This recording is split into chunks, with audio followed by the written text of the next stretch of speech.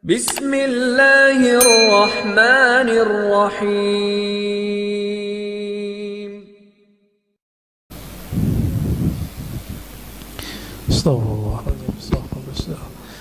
Assalamualaikum warahmatullahi wabarakatuh. Innal hamdalillah nahmaduhu wa nasta'inuhu wa nastaghfiruh wa na'udzu billahi min shururi anfusina wa min sayyiati a'malina. May yahdihillahu fala mudilla lahu wa may yudlilhu fala hadiya lahu. Amma ba'du. Allahumma salli ala sayyidina Muhammad an-nur adh-dhati wa sirri as-sari fi jami'il asma'i was sifat wa ala alihi wa ashabihi wa li baitihi wa dhurriyyatihi ajma'in. Allahumma salli ala sayyidina Muhammadil fatih lima ughliqa wal khatim lima sabaq nasirul haqqi bil haqqi wal hadi ila siratikal mustaqim wa ala alihi haqqa qadrihi wa miqdarihil azim. Allahumma bika asbahna, bika amsayna, bika nahya, bika namutu, ilaikan nusyur. Bapak, Ibu, Saudara mekon Allah, alhamdulillah kita masih dapat menikmati masjid. Nabi mengatakan, jika engkau melihat ada orang memakmurkan masjid, falyashhad lahu bil iman, maka bersaksilah bahwa dia adalah orang yang beriman. Ini bukan insya Allah lagi, ini udah pasti. Dan perbedaan utama antara munafik dengan mukmin adalah berjamaah di subuh hari. Dan kita Allah bangunkan. Siapa yang membangunkan kita? Allah. Kita membaca Alhamdulillahillazi ahyana. Alhamdulillahillazi ahyana kalau diartikan secara harfiah, terima kasih wahai yang mengembalikan hidup kami.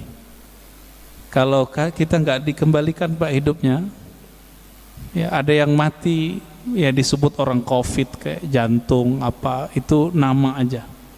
Tapi sebenarnya itu adalah kudrah iradah Allah yang berlaku. Bapak Ibu Saudara makan Allah, tema kita tentang Nur Muhammad ya. Nur Muhammad sallallahu alaihi wasallam, salah satu tema yang hari ini banyak orang menganggapnya bid'ah. Padahal ini adalah kajian ulama-ulama, baik yang pro dengan kajian-kajian ilmu qalbu yang kita sebut tasawuf, ataupun yang anti, baik ulama yang disebut salafi ataupun asy'ari sufi. Sebagai contoh, Imam Ibnu Qayyim tidak keberatan menyebut istilah ini dengan Nur Muhammad sallallahu alaihi wasallam. Apalagi Imam Ghazali, apalagi Imam Ibnu Athaillah Sakandari pengarang Hikam, apalagi imam-imam sebelumnya. Ada seorang imam yang lebih awal semasa dengan Bukhari dan Muslim, bernama Al-Imam Al-Hafiz Al-Hakim At-Tirmidzi. Jadi ada dua Tirmizi. Imam Tirmizi pengarang Sunan Tirmizi. Sunan Tirmizi itu nama asli kitabnya Al-Jami' As-Sahih, kumpulan hadis sahih menurut Imam Tirmizi. Tapi nama kecil beliau ya Abu Isa, nama kunyahnya, panggilannya. Ada Tirmizi kedua, ahli hadis, ahli qalbu, bernama Al-Hakim At-Tirmizi. Sekampung semua mereka. Beliaulah yang mengemukakan istilah ini di kalangan ahli hadis, istilah Nur Muhammad sallallahu alaihi wasallam. Bapak Ibu Saudara makan Allah, masih ingat guru-guru kita dulu sering baca ayat alastu bi rabbikum qalu bala syahidna. Masih ingat ya? Jadi Allah bertanya kepada semua ruh, wahai semua ruh, bukankah aku Rabb kalian? Lalu Imam Ibnu Katsir, murid Ibnu Taimiyah dan Ibnu Qayyim, murid Imam Salafi, mengatakan dalam sebuah riwayat yang dia nukil bahwa yang pertama menjawab itu adalah ruh Nabi Muhammad sallallahu alaihi wasallam. Ruh Nabi Muhammad ini disebutlah Nur Muhammad sallallahu alaihi wasallam. Masih ingat juga ulama kita mungkin waktu khutbah kemarin Habib Ges membacakan ayatnya, wa ma arsalnaka, tidaklah kami mengutus engkau hai Muhammad kecuali untuk apa? Rahmatan lil alamin, sebagai rahmat bagi sekalian alam. Bapak Ibu yang dimuliakan Allah, dalam hadis Imam Muslim ayat ini dijelaskan apa makna rahmat, siapakah rahmat itu, berapa jumlah rahmat itu. Ternyata dalam hadis Imam Muslim gamblang sekali, inna lillahi mi'ata rahmatin, Allah mempunyai, menciptakan 100 rahmat. Satu Allah ciptakan untuk dunia dari awal penciptaan makhluk di dunia sampai nanti kiamat. 99 di akhirat. Inilah makna hadis Nabi. Beliau mengatakan setiap nabi ada punya doa mustajab. Tetapi aku, kata beliau, khaba'tu, aku menyimpan dan menginvestasikan doaku supaya tidak dikabulkan di sini, tapi dikabulkan nanti di sana, di akhirat.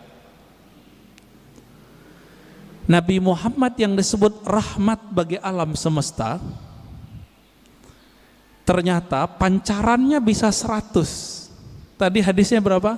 Sesungguhnya Allah menciptakan rahmat 100 macam rahmat. Jadi dari dulu sebelum Nabi Adam dicipta, langit bumi dibuat, itu baru satu rahmat sampai kiamat. Suatu kali Nabi Adam duduk sendiri kesepian, Pak. Kesepian, ketiduran. Bangun tidur karena Allah Maha tahu isi hati hambanya, kekasihnya. Allah kirimlah, Allah ciptakanlah dari dirinya sendiri tulang rusuk, terciptalah Sayyidah Hawa. Kita sebut Siti Hawa. Langsung mau dipegang-pegang itu sama Nabi Adam, tapi belum bayar mahar.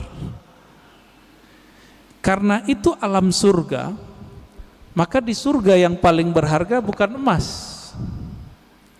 tapi mengirim salam kepada kunci surga. Siapa yang pegang kunci surga?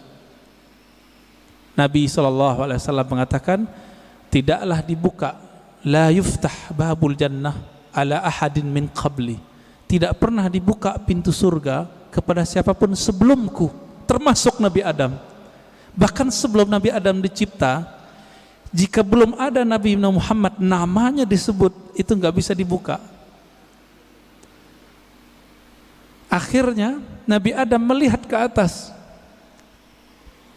Jannatul Firdaus itu di samping Sidratul Muntaha, luasnya tak terhingga. Dipandang ke langit, langit aras. Jadi langit itu ada dua, Pak. Ada langit yang di atas bumi, ada langit aras, disebut Illiyin. Baru dengar ya? Ada langit lagi di atas itu. Itulah makom para nabi-nabi nanti di sana.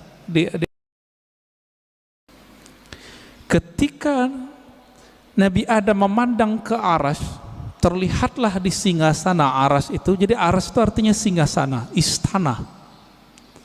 Terlihat di situ nama La ilaha illallah Muhammadur Rasulullah.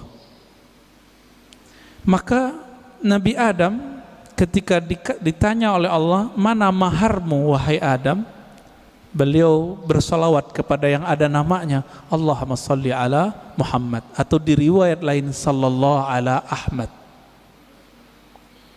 Allahumma salli ala Ahmad, karena belum lahir fisiknya disebut Ahmad. Lalu dikatakan dalam riwayat Imam Tirmizi, Imam Al-Hakim Imam Al-Hakim An-Naisaburi dalam kitabnya Al-Musadrak, dan menurut beliau hadis ini sahih. Apa kata beliau? Allah bertanya kepada Nabi Adam, Sedangkan Allah tanpa nanya sebenarnya sudah tahu. Ini hanya dialog antara hamba dengan Allah Subhanahu wa ta'ala. Apa kata Allah? Hei Adam, kenapa kamu bisa bersolawat kepada Muhammad? Kamu tahu dari mana Muhammad? Jawaban Nabi Adam, ya Rabb, ketika aku memandang ke langit arasmu, aku memandang di situ ada nama Muhammad setelah namamu. Maka aku pastikan, aku yakini pasti itu orang lebih mulia dariku. Lalu aku bersolawat kepadanya. Jadi lebih tua Nabi Adam atau Nabi Muhammad? Kira-kira lebih tua mana Pak? Secara biologis tua Nabi Adam, tapi secara nur lebih tua Nabi Muhammad SAW. Lalu Allah mengatakan, laula Muhammad ma khalaqtuka ya Adam. Kalau bukan karena Muhammad itu, wahai Adam, aku tidak pernah ciptakan engkau. Nah, inilah makna karena Nabi Muhammad, Nabi Adam dapat rahmat.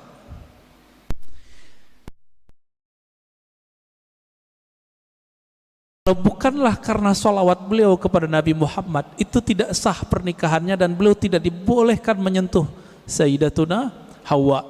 Tidak ada kita hari ini. Jadi faham kenapa kita harus salawat Bapak Ibu? Kalau kita faham ini, nggak mungkin salawat dikit, pasti salawatnya banyak. Berapa Pak salawatnya tiap hari Pak? 5 kali tak gitu ya, 5 waktu. Ya itu mah pelit itu.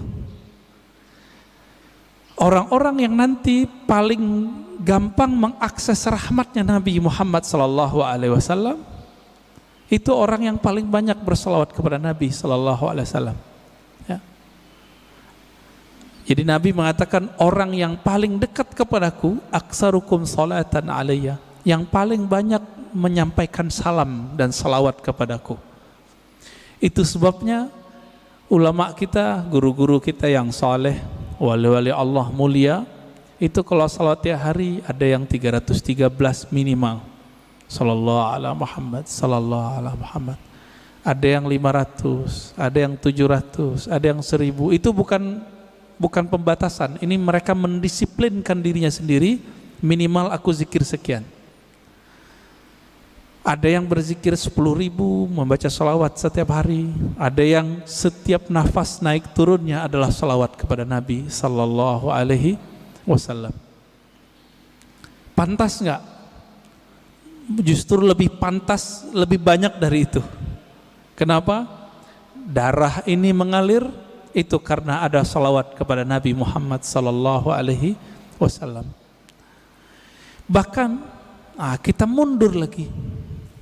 Satu kali Nabi sallallahu alaihi wasallam menyebutkan dalam hadis Imam Al-Hakim At-Tirmizi, ketika orang menganggap Adam lah orang pertama, maka Nabi tegur orang-orang itu dengan hadis yang diringkas oleh Imam Al-Hakim At-Tirmizi dan Imam Al-Hakim, kemudian juga Imam Abu Nuaim dan lain-lain ya. Yang riwayat ini kita pakai riwayat Al-Hakim An-Naisaburi, bukan At-Tirmizi. Apa kata beliau? Nabi SAW bersabda, kuntu nabiyyan wa Adam baina ma'in wa tin. Aku telah diangkat menjadi nabi, sedangkan Adam belum tercipta, masih tanah dan air. Bisa kebayang Pak? Berarti Nabi Muhammad SAW sudah jadi nabi, alam semesta belum dicipta. Beliaulah alam pertama yang dicipta. Oleh karena itu dalam kalam-kalam ilhami yang didapat oleh ulama-ulama kita, ada dialog Allah Subhanahu wa taala dengan dirinya. Beberapa ulama mengatakan ini hadis. Saya teliti, ini bukan hadis yang bersambung. Ini hanya kalam-kalam ilhami. Apa kata Allah Ta'ala? Kuntu kanzan makhfiyan. Aku adalah perbendaharaan yang tersembunyi, yang disebut dalam hadis Bukhari, kanallahu wala syai'a ma'ah. Allah ada, tiada satu pun bersamanya, rahasia. sangat rahasia. Lalu Allah mengatakan fa ahbabtu an u'rafa, lalu aku ingin dikenal, aku cinta dikenal. Jadi yang boleh narsis itu cuma Allah, yang boleh suka popularitas itu cuma Allah, karena Allah punya rahasia disebut kanzan makhfiyan. Aku ingin dikenal, fa khalaqtul khalqa, aku ciptakanlah makhluk. Siapa makhluk pertama? Allah ciptakanlah apa yang kita sebut dengan tiupan pertamanya. Allah meniup. Ini jangan salah faham. Ini contoh ayatnya. Fanafakhtu fihi min ruhi, aku tiupkan dari rohku. Allah menyebut zatnya, rohnya. Maka Allah menamakan zatnya dengan roh, ruh. Hembusannya itu menjadilah apa yang kita sebut sekarang dengan Nur Muhammad sallallahu alaihi wasallam. Tapi sebelum Nur Muhammad, Allah itu mengenalkan dirinya bahwa dialah Ahad. Qul huwallahu ahad. Jadi hadis kalam ilhami tadi semuanya ada di surat Al-Ikhlas ketika Allah mengatakan Qul huwa. Kenapa bukan Allah dulu tapi huwa dulu? Dalam tradisi bahasa Arab, kata yang zahir mesti lebih awal daripada kata ganti. Huwa artinya dia. Apa arti dia? Ini kata ganti. Allah nama yang zahir. Oleh karena itu Imam Abdul Qahir Al-Baghdadi, Imam Ahlus Sunnah mengatakan, kalau ayat ini dimulai dari huwa, bukan Allah, seperti ayat kursi Allahu la ilaha illa hu, berarti huwa itu bukan nama ganti. Huwa itu adalah nama asli Allah Subhanahu wa ta'ala. Disebut nama zahir juga Pak, nama yang nyata. Huwa itu bahasa Arab artinya dia. Bapak kalau sebut dia dalam bahasa kita, maknanya mirip dalam bahasa Arab. Saya bilang dia, orangnya tampak enggak oleh mata? Ya. Tadi saya ngobrol sama beliau nih, kita cerita tentang Habib Qais, beliau khutbah. Kelihatan enggak sekarang orangnya? Enggak, berarti tidak terlihat oleh fisik. Maksud dari kata dia, Allah itu tidak bisa dicapai oleh pandangan fisik, pendengaran fisik, semua yang berkaitan dengan indrawi. Itulah makna huwa. Oleh karena itu ulama kita yang ahli qalbu sepakat huwa nama Allah. Jadi jangan heran nanti ketemu kiai-kiai Betawi lama, kiai-kiai Banten, kiai-kiai Jawa lama, kiai-kiai Sumatera, mereka berzikir hu Allah. Ya, hu itu surat Al-Ikhlas itu Pak. Bukan bid'ah, diambil ayat itu huwallah. Bid'ah enggak tuh? Ngambil dari surah Al-Ikhlas kok. Ya, kalau ada sahabat kita yang mengatakan bid'ah, mungkin pensyarahan ini belum sampai kepada beliau. Kitab-kitab mengenai ini banyak. Al-Ibda ya, fi madaril ibtida, itu menjelaskan perdebatan ulama tentang zikir hu boleh atau tidak. Setelah dibid'ahkan oleh Ibnu Taimiyah, dibalas oleh yang lebih senior oleh Ibnu Taimiyah, namanya Ibnu Athaillah Sekandari. Finalnya itu boleh, bahkan disyariatkan, masyru', begitu bahasa Arabnya. Jadi jangan terjebak di situ. Huwa itulah yang disebut kanzan makhfiyan, perbendaharaan yang tersembunyi. Coba lihat Bapak Saudara amakan Allah. Allah itu dalam surat Thaha berkata kepada Sayyidina Musa, "Hei Musa, innani anallah." Masih ingat? Ayat 14. Surat 20 ayat 14. Innani anallah. Sesungguhnya akulah Allah. Berarti Allah menyebut di sini nama zatnya dengan ana. Sesungguhnya akulah Allah. Maka Nabi Musa diperkenalkan oleh Allah dengan nama yang baru, Allah. Itu sebabnya orang-orang Yahudi memanggil Allah itu dengan panggilan El. Allah itu bahasa Arab, Pak. Dalam bahasa Ibrani El. Siapa yang menjelaskan ini? Ada tokoh orientalis dari Australia, tetangga kita, namanya Arthur Jeffrey. Bisa 19 bahasa, Pak. Tapi sampai mati dia nggak percaya Quran dari Allah. Meneliti Quran, meneliti hadis, tapi nggak percaya bahwa Al-Quran dari Allah. Emang hidayah itu nggak masuk ke akal, hidayah itu masuk ke kolbu. Jadi kalau Bapak ngaji di akal-akali, itu dalam pikirannya nolak terus tuh apa yang saya katakan dari awal sampai sekarang. Maka kalau ngaji, jadikan akal itu tunduk kepada kolbu. Kolbu itu mainnya dengan rasa. Rasa yang dipakai oleh kolbu berbeda dengan rasionalitas yang dipakai oleh akal. Banyak ya. Teman kita nggak pernah merasakan khusyuk, dia bilang mustahil khusyuk. Dia nggak pernah coba, dia bilang nggak ada.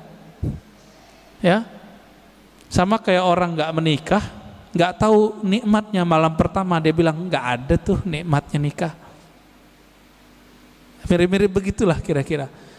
Bapak Ibu Saudara makan Allah. Jadi ketika disebut huwallah, huwa itu adalah perbendaharaan yang tersembunyi. Lalu Allah mengenalkan dirinya menjadi Allah. Nah, proses dari huwa ke Allah ini panjang.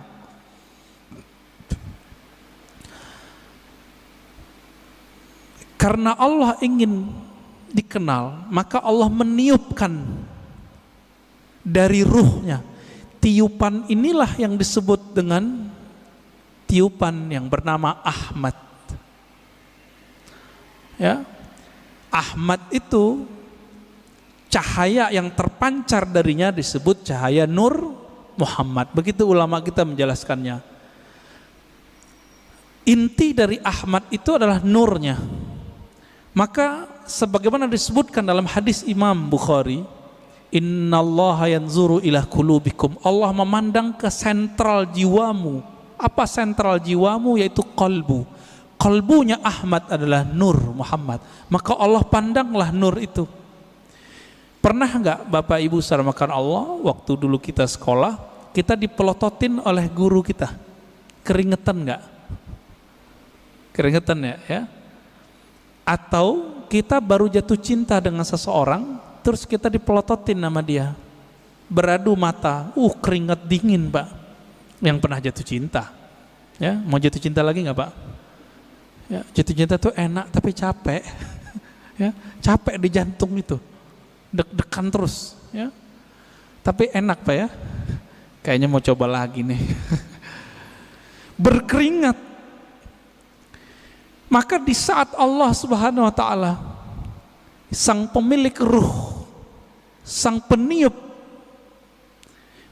memandang kepada hasil tiupannya yang bernama nur itu, berkeringatlah nur itu, meneteslah dari nur itu yang disebut 124.000 tetesan.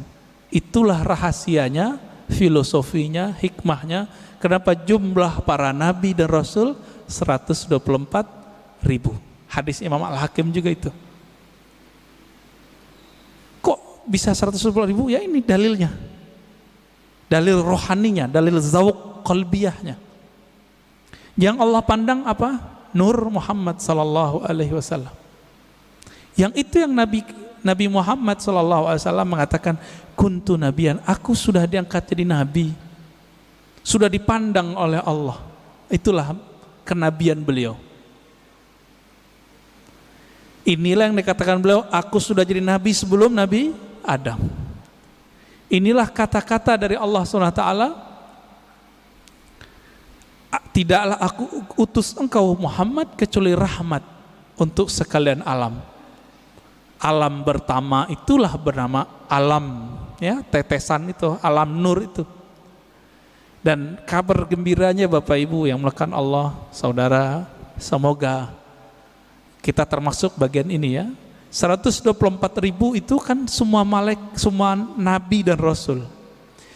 Karena Nabi Muhammad mengatakan la nabiyya ba'di, tiada nabi lagi setelahku. 124.000 itu masih ada enggak? Masih. Tapi pangkatnya sekarang bukan seorang nabi. Pangkatnya adalah seorang wali. Ala inna awliya Allah la khaufun alaihim wala hum yahzanun. Tapi kolbunya itu warisan dari kolbunya para nabi. Inilah makna hadis al ulama warasatul anbiya. Ulama itu mewarisi nabi. Saya mau tanya Pak, kalau saya sebut kepada anak saya, kamu pewarisku, dia berarti keluarga saya enggak? Dia lahir dari tulang sumsum saya yang dititipkan Allah ke rahim pasangan kita. Lahirlah anak itu, secara biologis dia berhak menerima waris biologis, waris fisik.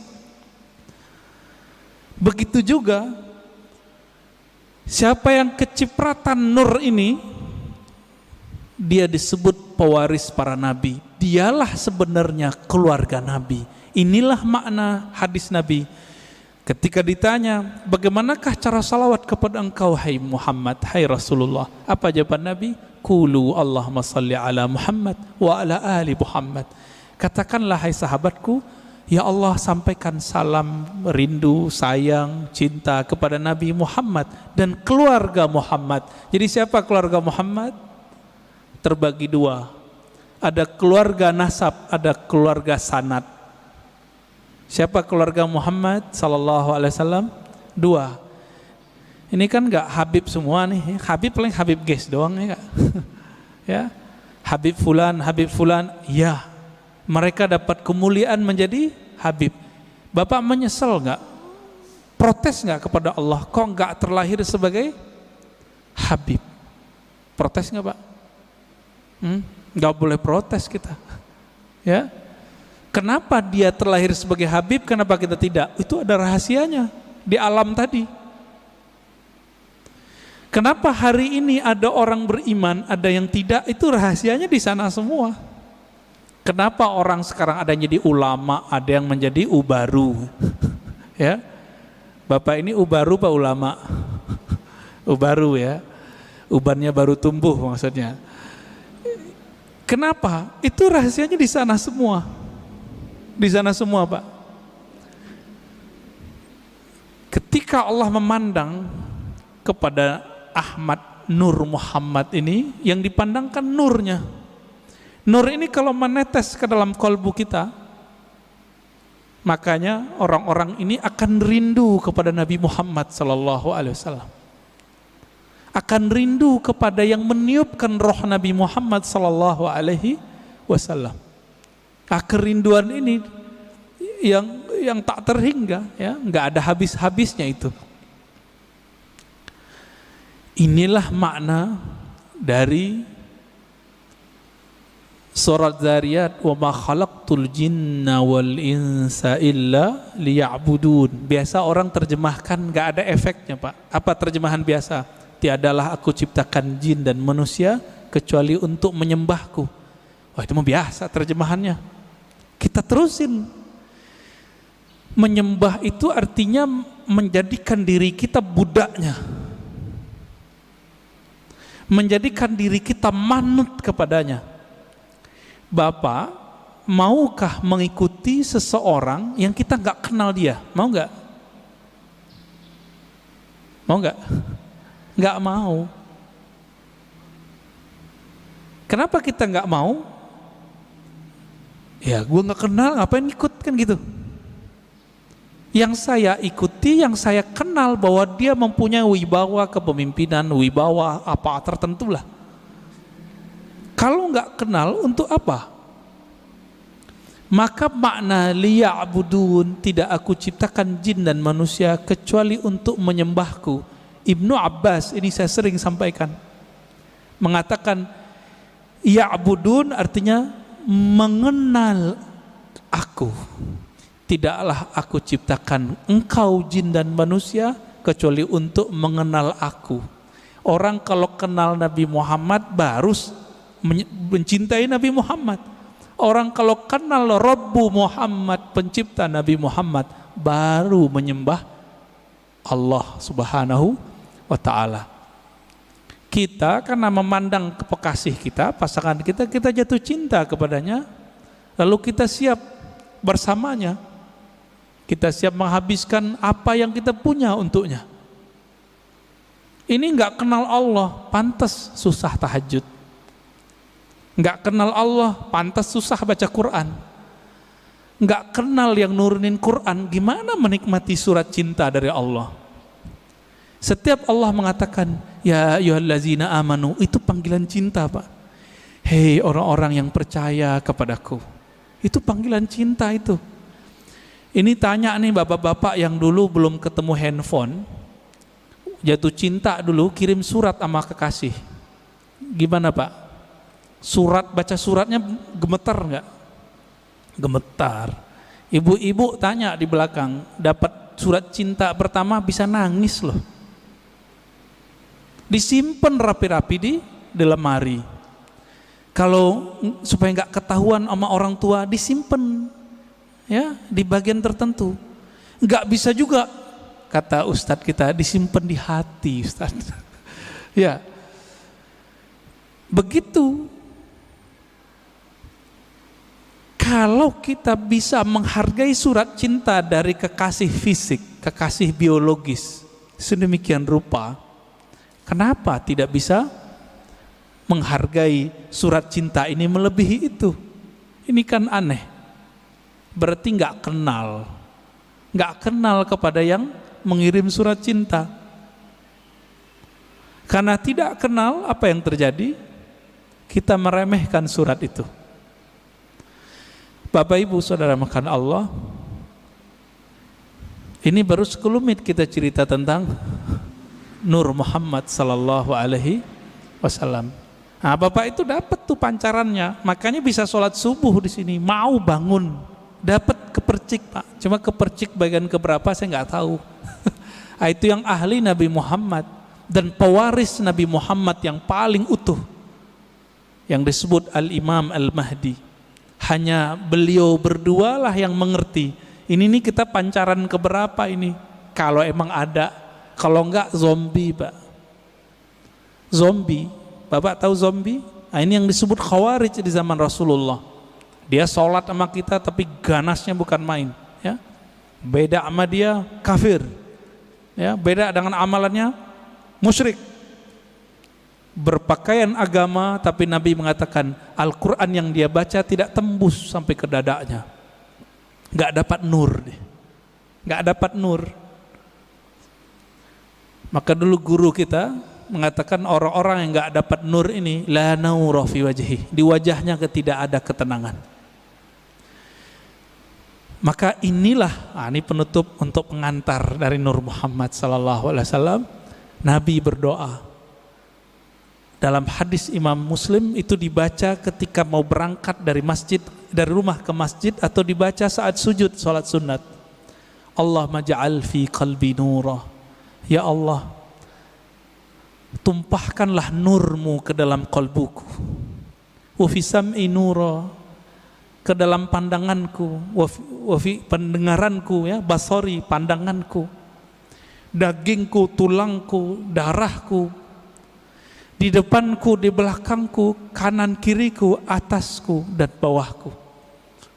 Artinya kelilingilah kami dengan nur. Amalkan itu Pak, nggak usah pakai bahasa Arab. Kalau hafal bahasa Arab, alhamdulillah. Ketika berangkat dari rumah ke masjid, mau pakai motor, mau jalan kaki, lebih afdol kalau masih di komplek ini jalan kaki. Karena setiap langkah itu bumi ngomong. Cuma Bapak kan nggak dengar. Kalau Bapak dengar nggak jadi berangkat ke masjid, dikira hantu. Apa kata si bumi? Si tanah ini mengatakan ke tanah di sampingnya, saksikan wahai tanah di sampingku, aku sedang diinjak oleh orang punya nur. Dan ini dikatakan dalam banyak hadis Nabi SAW, aku diinjak oleh orang yang berzikir kepada Allah, yang ingin berangkat ke masjid-masjid Allah Subhanahu wa ta'ala. Beruntunglah rumah yang dijadikan masjid Allah, beruntunglah tanah-tanah yang diinjak oleh orang-orang yang menjadi hamba Allah. Mari kenal Allah, karena itulah inti pewaris dari Nur Muhammad sallallahu alaihi wasallam. Udah 40 menit, Ustaz. Udah, tadi dipesenin belum 40 menit ya. Tafadhal.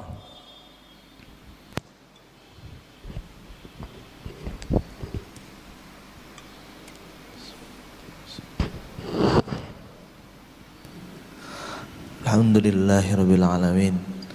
Terima kasih Buya atas materinya. Dari para jamaah, hari ini ada yang bertanya tentang mengenal Nur Muhammad sallallahu alaihi wasallam.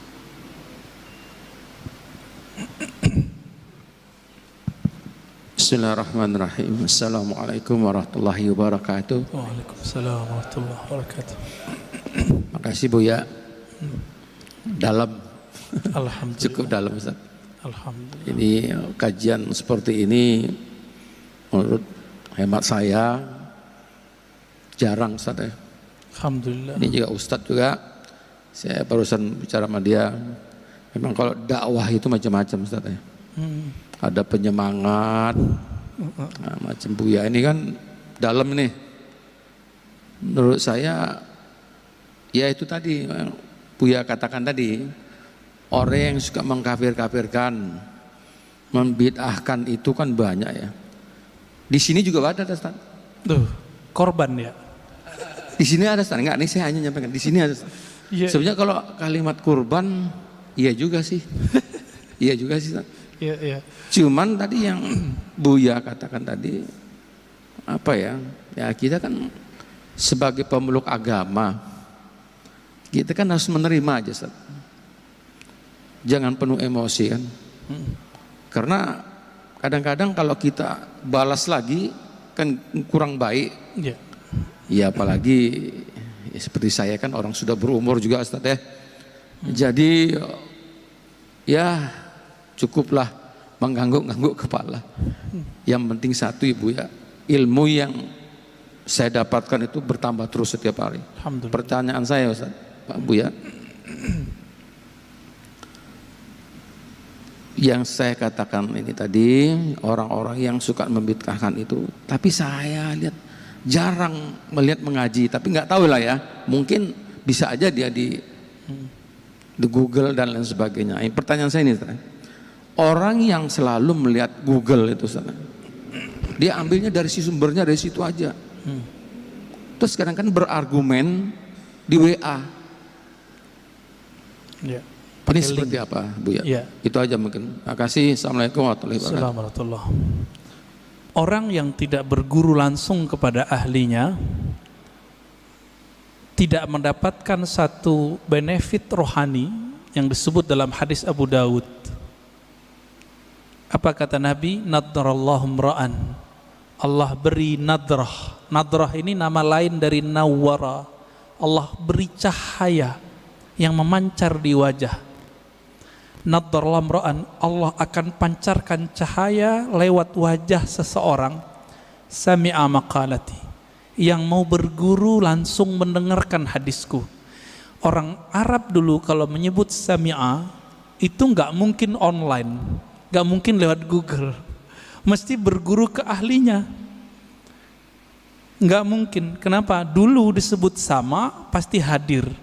Itu sebabnya Imam Syafi'i dulu tidak terima persaksian orang yang hadir di konser-konser musik yang musiknya ada kefasikan, ada penampilan orang buka aurat ya, bukan lagunya sebenarnya ya, oleh Imam Syafi'i. Kenapa? Sami'ah, begitu kalimatnya, karena dia hadir mendengar itu dulu nggak mungkin lewat MP3. Jadi dulu orang mendengarkan musik, melihat para seniman-seniman musik itu dulu, dia sudah bermaksiat lahir batin. Bapak masih ingat Kalau yang pernah ke Mesir, di Mesir itu ada tari perut, kebuka, ditonton itu Pak. Imam Syafi'i mengatakan orang yang nonton begitu gak diterima persaksiannya. Kalimat bahasa Arabnya sami'a.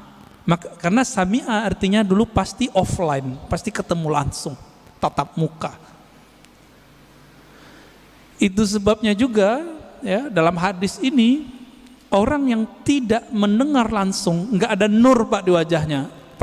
Lihat aja, nggak ada nadrah, nggak ada nadrah. Semakin dia tambah ilmu, ilmu itu masuknya ke otak. Otak ini bekerja dengan akal, sedangkan hidayah masuk ke kolbu. Beda tuh. Siapa yang mengatakan ini? Imam ahli hadis, ahli kolbu, Imam Abu Hafs As-Surawardi dalam kitab Awariful Ma'arif. Makanya banyak orang berilmu belum tentu dia punya hidayah di kolbunya. Kalau itu yang terjadi, tambah ilmu, tambah sombong. Jadi kalau dengerin kajian di YouTube, di TV-TV online, TV-TV satelit, apa yang terjadi? Wah, ini bahan nyalahin orang masjid nih. Setiap kali ngaji, wah ini bahan nih, ini bahan. Ketika dapat link-link di Google, link-link di YouTube, wah share di grup, ini bisa untuk membantah bid'ah yang ada di masjid. Jadi niatnya selalu untuk orang, bantah orang, bantah orang, bantah orang. Yang suka bantah dari dulu siapa? Dari semenjak alam semesta dicipta, iblis. Ya, yang suka bantah itu iblis Pak. Yang suka bantah itu iblis.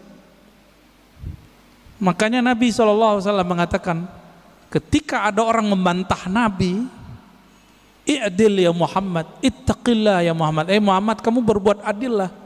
Loh, ada orang berani ngomong ke Nabi, engkau bertakwalah hai Muhammad, berbuat adil hai Muhammad. Apa kata Nabi?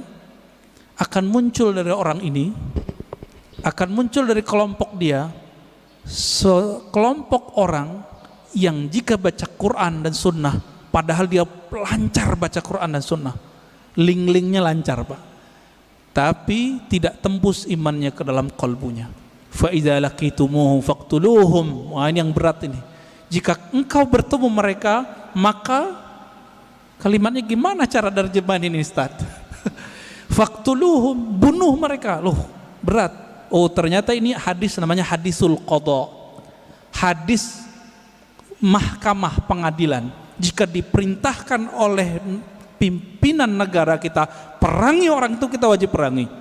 Sama dengan hadis mengenai penghina Rasulullah, jika itu ditetapkan oleh pemimpin boleh, baru boleh, nggak boleh ustadz yang mengatakan. Jadi misalnya nih bapak nih kan dapat meme sekarang, aku penggal lehermu wahai penghina Nabi, itu orang jahil, nggak boleh ngomong begitu. Kenapa? Hadis mengenai memenggal, membunuh orang penghina Rasulullah SAW, hadisnya cuma hasan.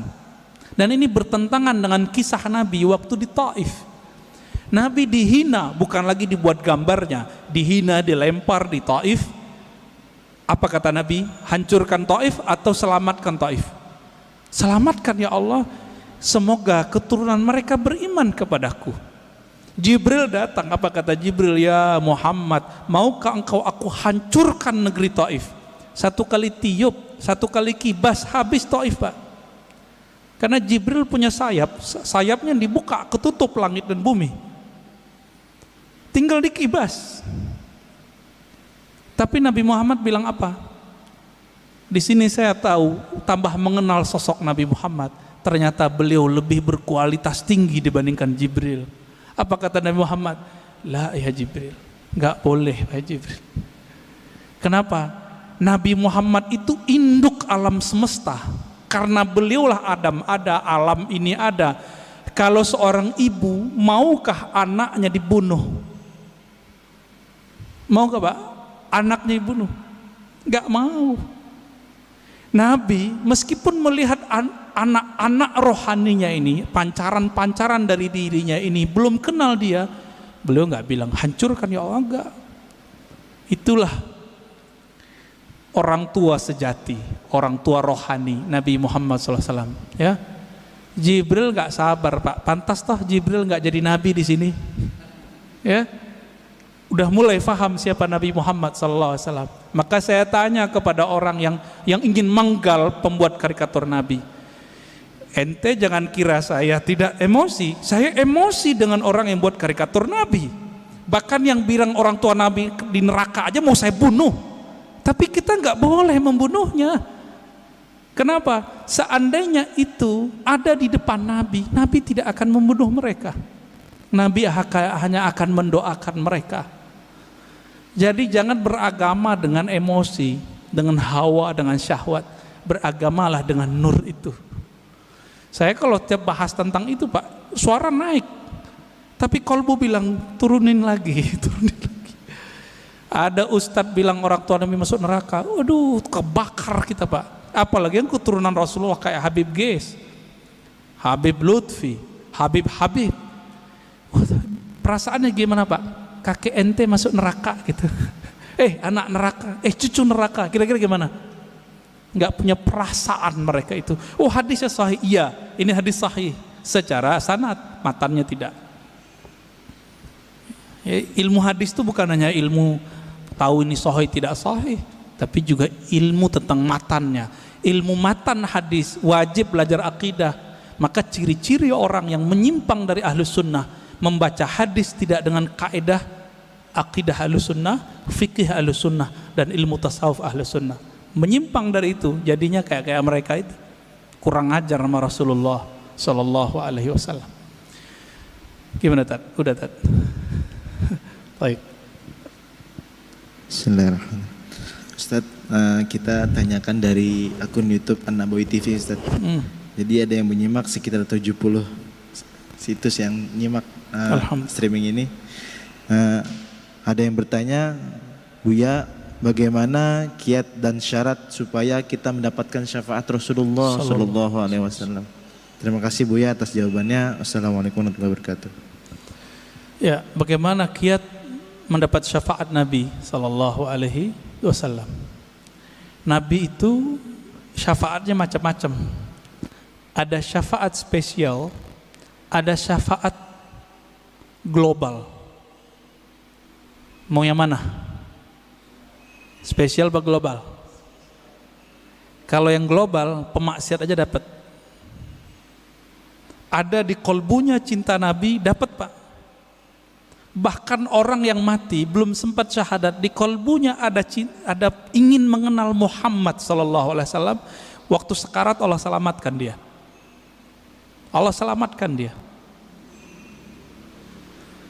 Cuma kita kan nggak melihat alam rohani. Bapak kalau bisa melihat alam rohani, Bapak bisa lihat tuh orang-orang yang kata kita kafir, tapi sebenarnya dia udah lama mencari tentang sosok Nabi Muhammad. Dia itu Allah selamatkan itu. Ya, ada orang yang pakar di sini, bisa pulang pergi Pak ke alam itu. Cuma kita nggak boleh buka rahasia ini rahasia Allah Subhanahu wa Ta'ala. Itu syafaat yang global. Apa kata Nabi? Syafaati li ahlil kabair min ummati. Hadis ini sahih. Pertolonganku juga didapatkan oleh orang-orang yang bermaksiat, bahkan kabair, dosa terbesar. Sebutkan dosa paling besar Pak di dunia selain syirik, dia dapat.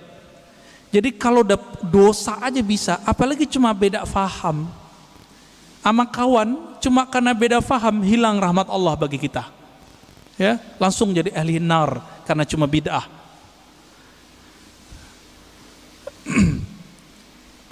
Tapi ada yang spesial. Siapa yang spesial ini? Apa kata Nabi Sallallahu Alaihi Wasallam? Ya, aulan nasbi aksaruhum salatan alaiya. Orang yang paling spesial nanti di sampingku, yang aku cari mereka nanti adalah mereka-mereka yang paling banyak menyampaikan salam dan salawat kepadaku. Tadi saya sudah sampaikan Pak, salawat dan salam itu mesti kenal dulu, baru berasa, baru Pak kecanduan. Kalau kita udah senang sama seseorang, kita telepon terus kita tanya kabarnya. Iya, itu dia. Maka bersolawatlah kepadanya. A'rif nabiyyak summa salli wa sallim alaih. Kenali nabimu, lalu salawat dan salamlah kepadanya. Itulah hakikat daripada mengikuti Nabi sallallahu alaihi wasallam. Pasti banyak. Dan ini jaminannya Rasulullah, bukan Ar-Razi, ya. Kalau saya nggak bisa menjamin, tapi kita punya sanad kepada sang penjamin. Nabi mengatakan kullu sanadin in qata'a ila sanadi. Semua sanad terputus kecuali sanadku. Dan ini jaminan Nabi sallallahu alaihi wasallam. Ya, tafadhal. Kalau syaratnya apa, Ustaz? Syarat kan tadi ada kiat dan syarat. Kalau syaratnya? Syaratnya Nabi mengatakan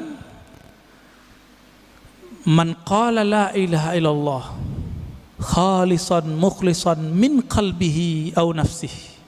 Siapa yang mengatakan la ilaha illallah dengan khalis itu membuang selain Allah dari kalbunya. Itu dia. Ini yang disebut min qalbihi, syaratnya dari kalbu. Di riwayat Imam Al-Hakim dia katakan ya, yusaddiq qalbuhu ala lisanihi wa lisanuhu ala qalbihi. Si kalbunya membenarkan lisannya, lisannya membenarkan kalbunya. Itulah zikirnya Nur Muhammad sallallahu alaihi wasallam, yaitu la ilaha illallah. Apa arti ilah? Tiada yang berhak dicinta, disembah kecuali Allah Subhanahu wa taala. Dan Nabi adalah orang yang paling menyembah Allah karena beliau yang paling mengenal Allah. Jadi syaratnya cuma satu, kenalilah Allah, kenalilah Rasulullah. Jadi kita dengan syafaat itu tergantung seberapa kualitas pengenalan kita kepada Allah dan Rasulullah sallallahu alaihi wasallam. Ya, gitu Ustaz. Iya. Assalamualaikum warahmatullahi wabarakatuh. Assalamualaikum. Kita seringkali misalkan nih kesiangan subuh lah gitu ya. Ini gua gara-gara setan. Jadi seolah-olah setan itu lebih hebat dari kita gitu. Karena kita dikalahkan oleh setan. Kan sebetulnya tidak begitu menurut saya. Ya.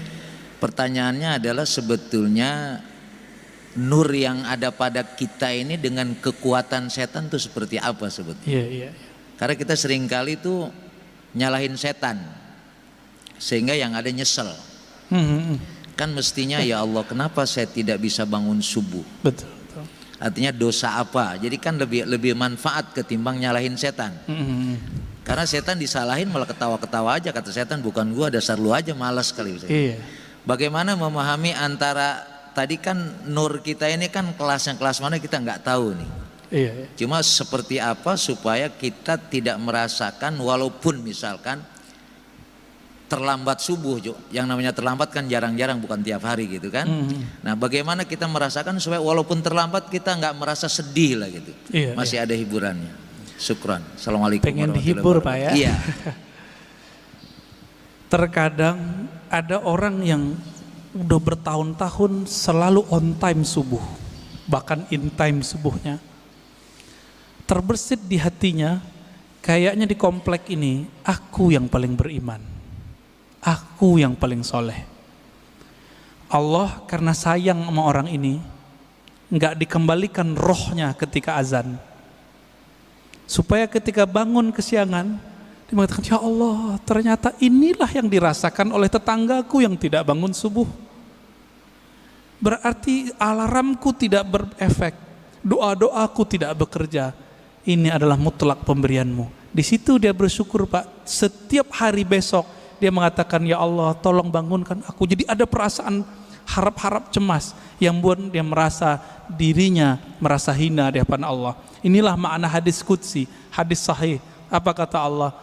Ya ibadi, fa illam tuznibu. Hai hambaku, jika engkau tidak merasa berdosa, tidak merasa hina di hadapanku, tidak merasa lemah di hadapanku, aku akan datangkan generasi baru yang mereka merasa berdosa.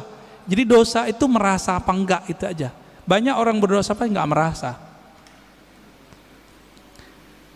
Lalu mereka minta ampun kepadaku, lalu aku ampuni mereka. Untung Pak, ketika bertahun-tahun on time, ada perasaan itu. Karena ada sebuah hadis. Ini hadis bukan untuk orang tapi untuk kita. Apa kata Nabi?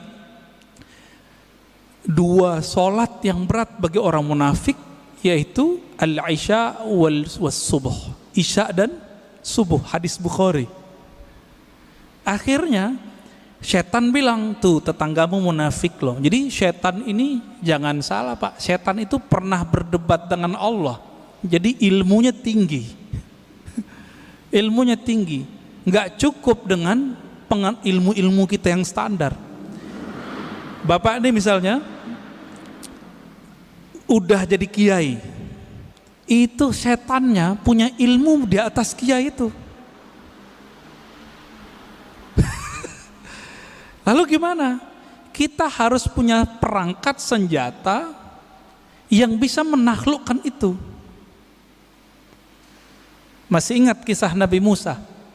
Nabi Musa didatangi, hadis Sahih Bukhari, didatangi oleh Adam. Saya pernah cerita di sini kalau nggak salah. Oh belum kali ya, ini kan baru yang kedua ya. Apa kata iblis? Hei Musa, ente kan kalimullah, orang yang dialog dengan Allah. Ya, bilang dong ke Allah, aku mau tobat nih. Iblis pernah kepikiran mau tobat. Karena iblis udah ditunjukin neraka itu kayak gimana Pak. Iblis loh ya. Jadi iblis aja kepikiran mau tobat. Masa orang maksiat gak pikiran tobat? Lalu apa kata Musa? Bertanya Musa kepada Allah. Lalu Allah sampaikan kepada Musa, sampaikan itu kepada iblis ya. Hei iblis. Apa? Jika engkau ingin tobat, maka revisilah pembangkanganmu itu. Gimana cara merevisi pembangkangannya? Tuh di sono tuh ada kuburan Adam, kakekku, tolong sujud kepadanya. Kira-kira jawaban iblis apa Pak? Ogah gua. Dia hidup juga nggak mau sujud, apalagi udah bawa tanah. Tambah kufur Pak. Inilah pribadi iblis. Jadi orang-orang yang iblisiyah ini, pewaris iblis, ngaji bukan nambah iman, nambah kufur. Ngaji bukan nambah rendah hati, nambah sombong. Apa kata si iblis waktu Nabi Adam masih hidup? Ana khairum minhu. Aneh kan lebih baik dari dia. Jadi kalau kita berani nih ngomong, Bapak mau ahlus sunnah, mau nggak ahlus sunnah?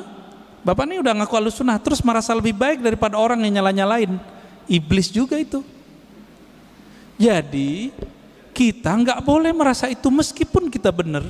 Ini yang dimaksud oleh Nabi, siapa yang berdebat meskipun dia tahu dia benar, dia tinggalkan perdebatannya, Allah taruh dia di tengah-tengah surga, wasatil jannah. Tapi dia tahu dia benar, orang ngajak debat dia nggak mau debat. Kalau tadi udah debat duluan, maka Allah taruh dia di tempat paling tinggi, yaitu Firdaus. Kenapa? Karena debat itu adalah karakter iblis yang jahil kepada Allah. Dia memandang Nabi Muhammad Adam, tapi dia tidak kenal nur yang ada di wajah Nabi Adam. Nur apa itu? Nur Muhammad. Tiupan Allahu Ahad itu ada di wajah Nabi Adam. Iblis gak bisa lihat itu alim atau jahil. Yang ini gak akan bisa ditembus oleh iblis Pak. Iblis minta izin kepada Allah. Ya Allah, tolong izinkan aku mengakses kolbunya manusia. Apa kata Allah? Enggak diizinkan ente. Tapi ente punya cara. Tidak langsung. Caranya apa? Tajri majrad dam. Kamu diizinkan mengakses lewat darah, tapi enggak boleh langsung ke jantung, karena jantung berhubungan dengan kolbu. Tapi karena darah itu nanti mengalir, berputar di dalam kolbu. Inilah orang kalau tidak membersihkan kolbunya menjadi kolbu iblis. Itulah yang nanti kalau dibiarkan Pak pribadi ini merasa lebih, nanti lama-lama dia berani nyalain orang, bahkan bunuh orang yang beda sama dia, bahkan ngebom orang yang beda faham sama dia. Nanti di akhir zaman, ini kan akhir zaman sudah, mereka akan menjadi tentara Dajjal Inilah yang masuk dalam imajinasi para pembuat seniman-seniman itu jadi zombie. Zombie itu adalah karakter dari atba'ud dajjal. Nggak ada iman di kolbunya. Hati-hati Pak. Ya, maka pandanglah kolbu itu, bersihkan tiap hari. Jadi kalau mau istighfar nggak hanya istighfar zahir, istighfar kolbu. Kalau kita udah masuk istighfar kolbu, siapa aja ngomong kita dengerin, siapa yang ngajar kita dengerin. Khotibnya nggak menarik, tetap kita doain. Tapi kalau iblis bersarang di kolbu lewat darah itu, karena dia bisa menguasai darah di mata, dia akan bilang, khotib bodoh, gitu Pak. Mulai itu. Walaupun Bapak ini ahli sunnah aswaja katanya, kolbunya sudah jadi kolbu setan. Jadi jangan heran banyak nanti dai-dai yang katanya berpakaian aswaja ahli sunnah, tapi kolbunya sudah kolbu iblis. Apalagi yang bukan ahlus sunnah. Semoga Allah melindungi kolbu kita. Amin ya rabbal alamin. Ya. Khalas. Ya. Ya. Enggak tahu nih, terserah Pak antum aja deh.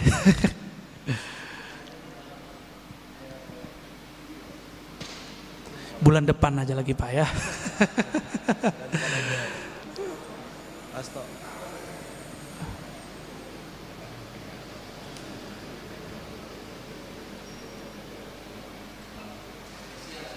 Taib.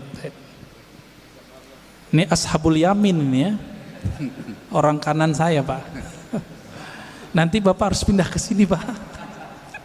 Ya. Bismillahirrahmanirrahim.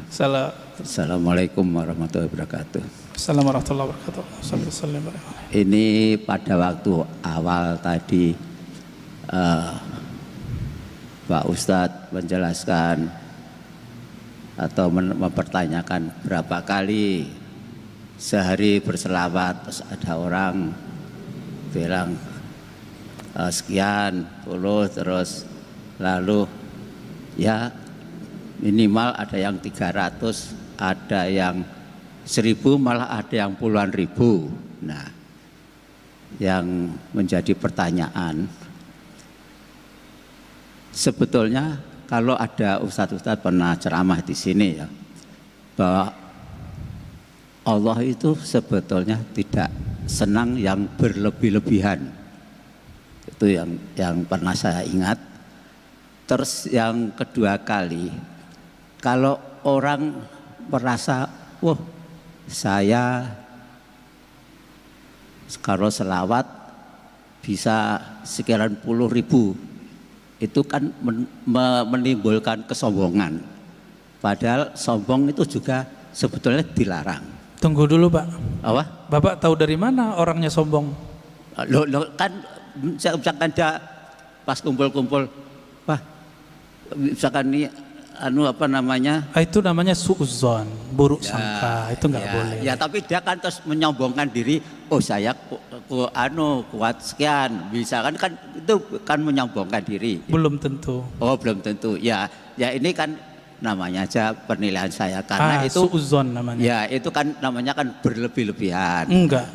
Terus itu misalnya karena asiknya berselawat, akhirnya dzikir la ilaha illallah itu lebih sedikit daripada selawatnya misalnya. Ini pertanyaan. Saya ingin penjelasan aja, bukan saya ini terus suudzon itu enggak, tapi ini kan kenyataannya kalau orang mengatakan oh saya kuat sekian, itu kan namanya sombong. Walaupun ini mungkin dari mata Ustadz itu sampean suudzon, dia sebetulnya enggak sombong. Nah, walaupun memang enggak sombong ya, mungkin ya seolah-olah ada yang orang menilai wah dia sombong. Padahal ya hanya itu saja. Terima kasih. Assalamualaikum warahmatullahi wabarakatuh. Saya sudah 2 kali membacakan hadis di sini. Nabi berkata, yang paling dekat kepadaku, yang paling utama spesial nanti di akhirat, aktsarukum, coba terjemahin Pak, salatan alayya. Yang paling aktsar, yang paling berlebih, itu terjemahan harfiahnya Pak. yang paling berlebih sholawatnya kepadaku. Berarti melebih-lebihkan angka boleh nggak? Itu disunnahkan, bukan bid'ah itu. Kalau saya ngeliat ustadz nih baca Quran bilang saya sehari khatam, apakah saya bilang dia sombong? Itu setan yang mewaswaskan kepada saya, ente sombong ini ya. Paling-paling orangnya terjebak pada ujub. Apa arti ujub? Dia kagum dengan amalnya. Itu paling banter Pak, nggak lebih dari itu. Kalau sombong sih enggak. Masa orang zikir sombong? La ilaha illallah dan salawat itu adalah akhir dari kesombongan, habis di situ. Orang kalau bilang Allahumma itu secara rohani habis sombongnya. Karena Allahumma Bapak udah nggak ada lagi sebenarnya. Ya Allah, saya ini bukan hamba yang pintar, bukan hamba yang hebat. Itu makna Allahumma. Jadi nanti kalau ada orang-orang yang banyak sholawat, jangan kita tuduh begitu. Itu was-was kita aja. Ya, itu was-was kita. Ya. Perasaan kan gitu. Perasaan apa kenyataan itu kan beda. Nah, ini mohon maaf Pak, saya harus koreksi karena ini berbahaya untuk seumur Bapak. Itu nggak boleh ada suuzon lagi. Nggak boleh sama sekali. Siapa yang masih nyimpan suuzon di kolbunya, saya khawatir su'ul khotimah nanti. Buruk sangka itu melahirkan su'ul khotimah Pak. Ini udah rumus. Udah rumus di mana-mana. Kita udah nyaksiin orang-orang yang paling banyak berburuk sangka kepada hamba Allah, itu matinya mati nggak bener. Jadi tolong itu dibuang itu. Ya. Jadi mohon maaf ini harus dikikis habis. Makanya suara saya harus tinggi untuk mengikis Bapak itu ya. Semoga Bapak tambah rajin sholawat ya, saingin dia Pak. Nanti Bapak adukan itu ke Rasulullah. Rasulullah, menurut saya ini berlebihan. Nanti dijawab Nabi Pak, aulakum, yang paling utama dari kamu adalah yang paling berlebihan itu sholawatnya kepadaku. Sampai datanglah Ubay bin Ka'ab kepada Nabi. Apa kata Ubay? Wahai Rasulullah, saya jadikan sholat kepada engkau cukup 1/4 ya. Apa kata Nabi? Ya boleh. Kalau setengah gimana? Boleh. Kalau 2/3 gimana? Bagus. Kalau semua bagaimana? Wah, top, hai Ubay. Apa kata Nabi? Apa kata si Ubay? Dengan demikian wahai Rasulullah, aj'al salati kullaha lak. Aku jadikan salawatmu untukmu semua. Maka amalannya Ubay yang hafiz Quran, setiap nafasnya adalah salawat kepada Nabi sallallahu alaihi wasallam. Berlebihan enggak sahabat Nabi ini? Abu Hurairah zikir 12.000 tiap hari, berlebihan enggak? Dan itu ditulis dalam kitab. Jika itu berlebihan, Abu Hurairah lah yang pertama berlebihan. Ali Zainal Abidin, ya cucu Rasulullah sallallahu alaihi wasallam, itu salat 1000 rakaat tiap hari. Berlebihan enggak itu? Ya? Utsman bin Affan sehari 8 khatam. Gimana ceritanya tuh? Kita coba sehari paling bisa 2 khatam. Utsman bisa 8 kali khatam. Kecepatan otaknya di atas rata-rata itu Pak. Coba tanya sama hafiz Quran, dia paling mengerti masalah itu. Cuma hafiz Quran yang mengerti 8 khatam bisa sehari. Saya udah ketemu sama orang begitu, jadi bisa paham. Dibantah sama teman kita waktu itu, ente berlebihan, sama kayak Bapak ngomong tadi. Bukannya dalam hadis Nabi melarang mengkhatamkan Quran kurang dari 3 hari. Artinya sehari 10 juz, 10 juz, 10 juz, 30 juz. Ini kalau ngomong fikih jadi kenceng lagi nih ya. Tuh pada ketawa tuh Pak. Apa kata Nabi Shallallahu Alaihi Wasallam? Tidak paham Al-Quran orang yang khatam kurang dari 3 hari. Itu Nabi lagi ngomong sama siapa? Abdullah bin Amr Abdul As, anak muda. Maksudnya ente nggak paham kalau baca lebih banyak dari 10 juz tiap hari, ente gitu. Nabi nggak ngomong ke Utsman. Lebih mulia Utsman atau Abdullah bin Amr? Saya mau tanya Pak. Utsman.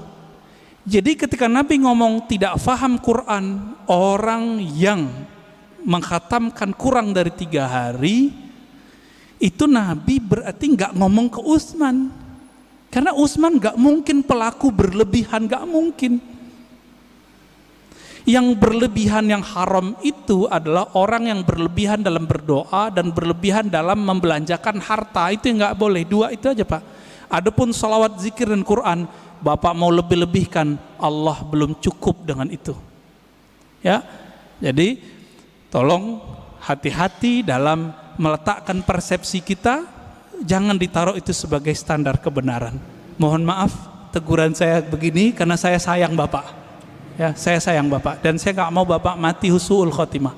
Karena Bapak sudah rajin sholat subuh. Saya doakan semoga yang hadir, terutama Bapak yang bertanya, tambah cinta Rasulullah, tambah banyak salawat kepada Rasulullah. Allahumma ja'alna minal muhibbin. Ya Allah, jadikan kami orang yang sangat cinta kepada Nabi. Allahumma ja'alna minal muqsirina bi salati ala nabiyika. Ya Allah, jadikan kami orang yang paling banyak bersalawat kepada Nabimu sallallahu alaihi wasallam. Rabbana atina fid dunya hasanah wa fil akhirati hasanah wa qina adzabannar. Walhamdulillahirabbil alamin. Sallallahu alaihi wasallam.